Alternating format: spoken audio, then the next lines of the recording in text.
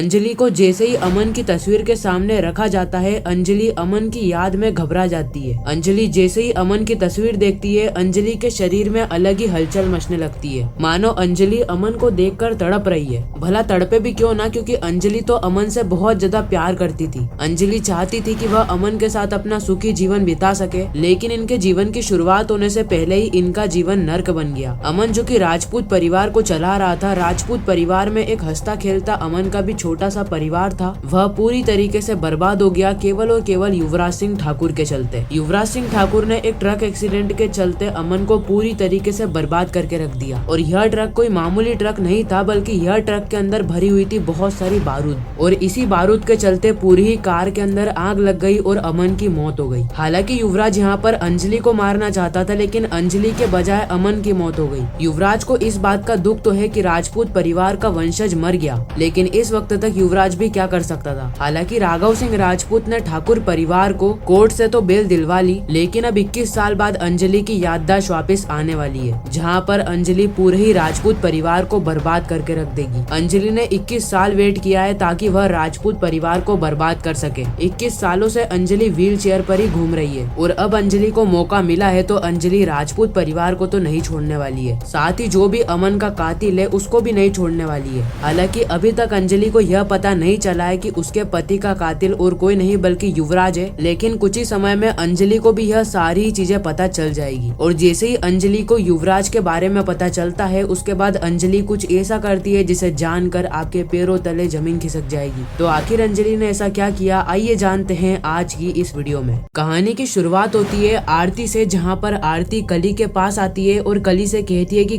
कली मेरी मम्मी को मारने के लिए जितने भी गुंडे आए थे वह सारे ही गुंडे तुम्ही ने भेजे थे ना। मुझे पता चल चुका है कि तुम पूरे अवस्थी परिवार को बर्बाद करने पे तुली हुई हो। तुम मुझे मारना चाहती हो, मेरी मम्मी को मारना चाहती हो। आरती इस वक्त तक चीख चीख कर कली को चिल्ला रही होती है, लेकिन कली है कि मानती ही नहीं है। वह कहती है कि मैंने तुम्हारी मम्मी को मारने के लिए कोई भी गुंडे नहीं भेजे थे, बल्कि मुझे तो पता भी नहीं है कि तुम्हारी मम्मी मर चुकी है। आरती कहती है कि कली जवान संभाल के बात करो, अभी मेरी मम्मी मरी नहीं है, अभी मेरी मम्मी मरने की हालत में है, और तुम ऐसी घिनौनी बातें करोगी ना तो मुझे बहुत ज्यादा बुरा लगेगा कली। आरती का दिमाग इस वक्त तक खराब हो जाता है और वह कली के ऊपर चीखने लगती है। वह कली को पूरे परिवार के सामने जोर जोर से चिल्लाती है, जिससे कली पूरी तरीके से बदनाम हो चुकी थी। कली का प्लान था कि वह आरती को वेद की जिंदगी से हटा दे, लेकिन कली एक अलग ही जाल में फंसती जा रही है। एक तरफ अंजलि के ऊपर गुंडों ने हमला कर दिया, जिससे अंजलि की हालत भी सीरियस है। दूसरी तरफ युवराज और महक की शादी में आरती को बुलाया जा रहा है, जहाँ पर सरेआम आरती की बेइज्जती हो रही है। आरती कहती है कि मैं इस बेइज्जती को बिल्कुल भी सहन नहीं करूंगी। उसी वक्त वहाँ पर राघव सिंह राजपूत आ जाते हैं। आरती राघव सिंह राजपूत से कहती है कि राघव सिंह राजपूत, आप मुझे एक बात क्लियर कर दीजिए कि आपने मुझे यहाँ पर क्यों बुलाया। आप मुझे यहाँ बुलाकर मेरी बेइज्जती करना चाहते हो, या फिर यहाँ बुलाकर मुझे राजपूत परिवार की बेटी का दर्जा देना चाहते हो, या फिर आप चाहते हो कि मैं यह केस को छोड़ दूं और मैं पूरी तरीके से राजपूत परिवार छोड़कर चले जाऊं, क्योंकि आप खुद कुछ नहीं कर पाए तो आपने तो कली को मेरे पीछे लगा दिया। अगर आप मेरे सामने शर्त नहीं रख पाए तो कली ने मेरे सामने शर्त रख दी है। कली मुझसे कह रही है कि तुम यह सारे ही केस को छोड़ दो, उसके बाद तुम वेद से शादी कर सकती हो। अब मैं वेद जी से शादी करने के लिए मर थोड़ी रही हूँ। मुझे भी पता है कि वेद जी कली से जरा सा भी प्यार नहीं करते हैं, क्योंकि कली है ही सबके सर पर बोझ। भला कली जैसे बोझ को कौन लेकर घूमेगा। इस वक्त तक आरती का पारा चढ़ जाता है और आरती इस वक्त तक बहुत ज्यादा गुस्से में आ जाती है। आरती कली से कहती है कि कली, दोबारा अगर तुम मेरे सामने दिखाई दी ना तो मैं तुमको पूरी तरीके से खत्म करके रख दूंगी। मैं बिल्कुल भी नहीं सोचूंगी कि मेरा केस कोर्ट तक जाएगा या फिर मेरा केस कहाँ तक जाएगा। भले ही मुझे 21 साल पुराने केस का नतीजा मिले या फिर ना मिले, लेकिन मैं उसके पहले तुम्हें तो खत्म करके ही रहूंगी। मुझे भी पता है कि तुम पूरे परिवार के ऊपर बोझ बन के खड़ी हो, पूरे राजवंशी परिवार को बर्बाद करने पे तुली हुई हो। मुझे भी पता है कि तुम कौन कौन से प्लान बनाती हो, किस तरीके से तुम मुझे बर्बाद करना चाहती हो। यह सारी चीजें मुझे पता है, लेकिन फिर भी मैं तुम्हारे सामने सारी चीजें नहीं बताती हूँ। मुझे भी पता है कि तुम वेद जी से कितना ज्यादा प्यार करती हो, किस तरीके से तुमने बैचलर्स पार्टी के अंदर वेद जी को शराब पिलाकर डांस करवाया था, किस तरीके से बैचलर्स पार्टी के अंदर वेद जी को कहा था कि आप इस पेपर के ऊपर साइन कर दो। और तुम सोच रही होगी कि आरती को अभी तक यह नहीं पता है कि वह पेपर और किस चीज के थे, तो तुम गलत फहमी में जी रही हो कली, क्योंकि मुझे पता है कि वह पेपर किस चीज के थे। वह पेपर तुम्हारे और वेद जी के शादी के कॉन्ट्रैक्ट के पेपर थे। और मैं भी चाहती हूँ कि अगर तुमने वेद जी से शादी करी है, अगर मैंने तुम्हारा कन्यादान करा है, तो मेरी भी रिस्पॉन्सिबिलिटी बनती है मैं तुम्हारी और वेद जी की शादीशुदा जिंदगी के अंदर दखल अंदाजी ना करूँ।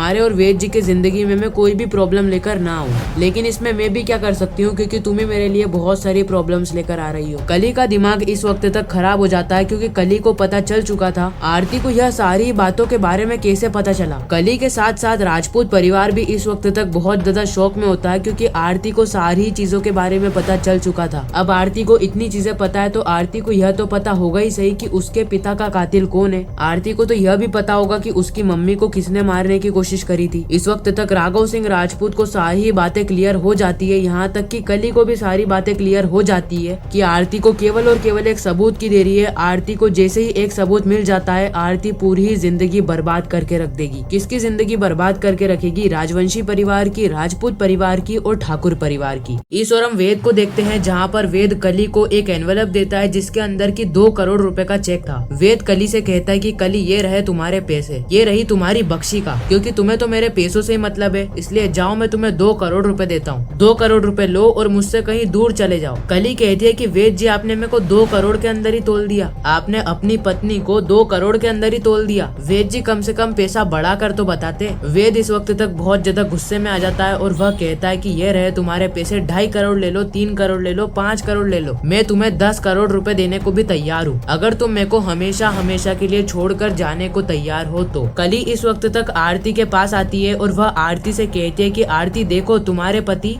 तुम्हारे होने वाले पति तुमको लेकर तुम्हारी नीलामी लगा रहे हैं, तुमको 2.5 करोड़ रुपए में तोल दिया है, तुमको 5 करोड़ रुपए में तोल दिया है। वेद कहता है कि आरती में ऐसा कुछ भी करना नहीं चाहता। इस वक्त तक कली का भी पारा चढ़ जाता है और वह आरती को अनाप शनाप बकने लगती है। उसी वक्त वहाँ पर राघव सिंह राजपूत आते हैं जो कि कहते हैं कली आज हमारे घर में बहुत बड़ा प्रोग्राम है और इस प्रोग्राम के अंदर तुम कुछ भी गलत चीज मत करो, तुम कुछ भी सीन क्रिएट मत करो जिससे हमारे प्रोग्राम के अंदर कुछ भी तकलीफ आए। इससे तकलीफ क्या आएगी क्योंकि जो सच है वही मैं कह रही हूँ। आरती इस वक्त तक कहती है कि वेद जी आपने मेरे को 2.5 करोड़ रुपए में तोल दिया, आप मेरी नीलामी लगाना चाहते हो। इतना ही कहकर आरती वहाँ से चले जाती है। रास्ते में ही आरती एक वेटर से टकराती है जहाँ पर वेटर सारी ही कोल्ड ड्रिंक आरती के कपड़ों पर ढोल देता है। ये वही कपड़े थे जो कि वेद ने आरती को लाकर दिए थे ताकि आरती शादी के अंदर सच धज कर आए और अपने परिवार की एक अलग ही निशानी दे। लेकिन आरती की सारी ही ड्रेस खराब हो जाती है। उसी वक्त वहाँ पर सारिका आती है और सारिका आरती से कहती है ओ नो आरती तुम्हारी तो सारी ड्रेस खराब हो गई है, अब तुम्हारे पास तो और कोई कपड़े भी नहीं होंगे पहनने के लिए। यह जो कपड़े तुमने पहन रखे हैं यह भी तो वेद नहीं लाकर तुम्हें दिए थे ना, अब तुम क्या पहनोगे आरती? वही तुम्हारे घिसे पिटे पुराने कपड़े पहनकर आ जाओगी। आरती कहती है कि यहाँ पर आपने मुझे इसलिए बुलाया था कि ताकि आप मेरी बेइज्जती कर सको। आरती कहती है कि मेरी मम्मी कहाँ है, कहाँ है मेरी मम्मी?